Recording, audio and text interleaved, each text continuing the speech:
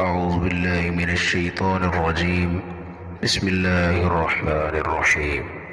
قل يا أهل الكتاب تعالوا إلى كلمة سواء بيننا وبينكم ألا نعبد إلا الله ولا نشرك به شيئا ولا يتخذ بعضنا بعضا أربابا من دون الله فإن تولوا فقولوا اشهدوا بأننا مسلمون.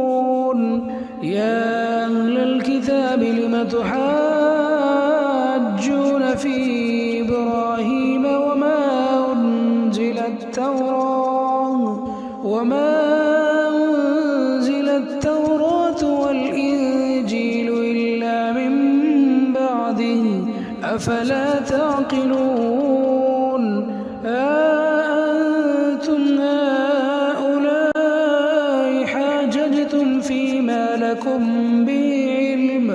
به علم فلم تحاجون فيما ليس لكم به علم والله يعلم وأنتم لا تعلمون.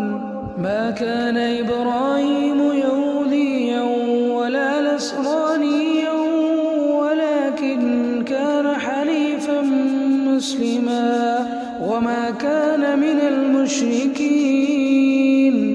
إن أولى الناس بإبراهيم للذين اتبعوا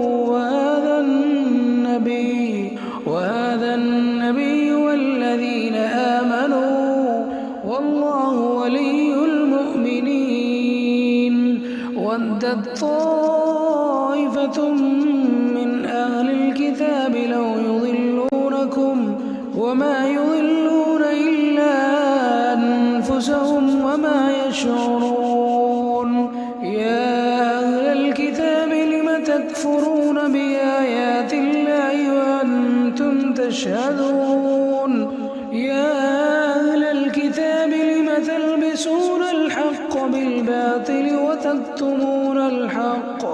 وتكتمون الحق وأنتم تعلمون.